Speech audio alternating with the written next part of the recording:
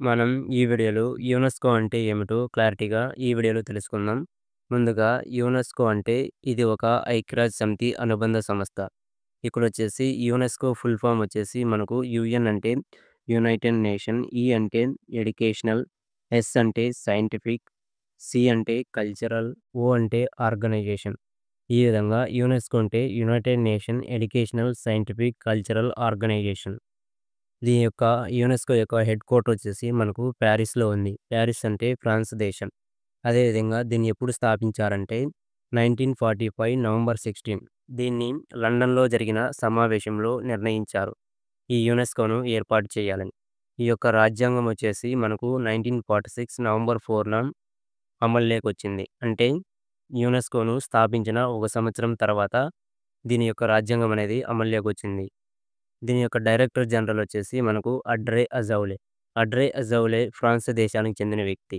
ఈమె 2017 నుంచి ప్రస్తుతం అంటే 2025 వరకు ఈమె ఉన్నది. ఈ పదవనేది ప్రతి 4 సంవత్సరాలకోసారి చేంజ్ అవుతూ ఉంటుంది.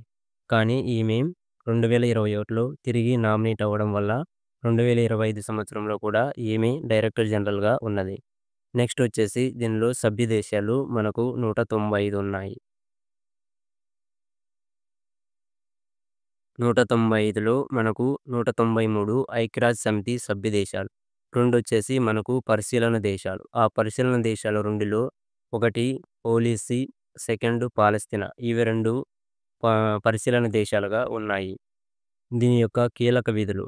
యునెస్కో యొక్క కీలక విధులు ఏమిటంటే యునెస్కోలోని సభ్య దేశాలు విద్య, సైన్స్, సంస్కృతి మరియు కమ్యూనికేషన్‌లలో లక్ష్యాలను సాధించడానికి యునెస్కో సభ్య దేశాలు మరియు వివిధ సంస్థలు కొన్ని కమిటీల ద్వారా కలిసి పనిచేస్తాయి.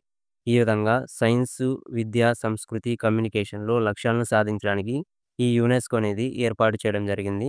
దీంట్లో సభ్య దేశాలొచ్చేసి మొత్తం 195 ఉన్నాయి. అంటే దాదాపు ప్రపంచంలో అన్ని దేశాలు కూడా చేరాయని చెప్పాలి. ఇలాంటి మరిన్ని వీడియోస్ కోసం మన ఛానల్‌ని సబ్స్క్రైబ్ చేసుకోండి.